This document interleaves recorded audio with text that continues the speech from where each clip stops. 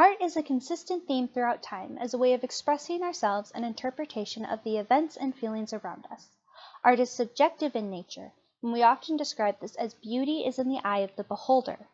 The actual definition of art, taken from dictionary.com, is the expression or application of human creative skill and imagination, typically in visual form, such as painting or sculpture, producing works to be appreciated primarily for their beauty or emotional power.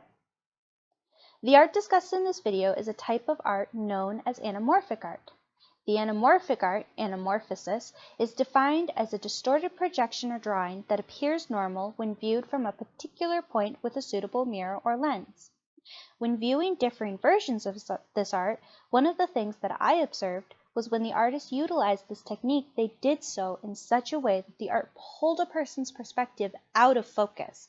It forced a person to look outside the box, or in a way that a person had not previously thought of before. One of the greatest examples is The Ambassadors, a painting created by Hans Holbein. This leads us to our first question we need to answer. What do you think Holbein was trying to achieve with the anamorphic feature of this portrait? Looking at Holbein's work, we can see the realism that he took with the entire painting. The point specified in the video was the shortened leer. It was hyper-realistic and fit with the worldly theme of the bottom shelf. The entirety of the photo shows many different aspects, but looking at the anamorphic portion of the picture, we see a different version of his work. The skull, which can only be seen when you angle yourself away from the rest of the picture, appears to be a clear look at a person's mortality, and potentially a symbol for the supernatural. When you look at the skull, you can't see anything else in the photo, forcing perspective to be only on the skull rather than the rest of the photo. This forces a person to contemplate the meaning of that one piece in relation to the rest of the painting, yet separate from it. Do the artists, including Rauschenberg, Griesbach, Holzer, and Gonzalez Day, create an experience of changing anamorphic art in some way? Each artist has taken the idea of perspective and anamorphosis and have done something with it in their own way. For example, the artist Gonzalez Day created a piece called Erased Lynchings, which forced a person to place their perspective with the crowd of a lynching, except that the person being lynched is no longer in the photo. This forces our perspective from what it might have been prior to the lives of the people who were erased and how crowds were drawn to such spectacles.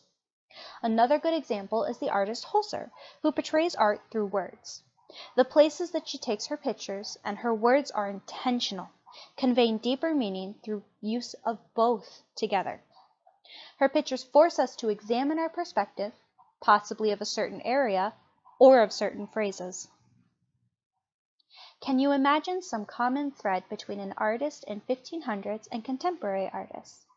The thread to me is quite clear, mostly in the fact that artists in every age were attempting to convey some form of message when they were creating their art. The meanings behind the art, anamorphic art in particular, was to draw our attention to our perspectives and how they could be changed.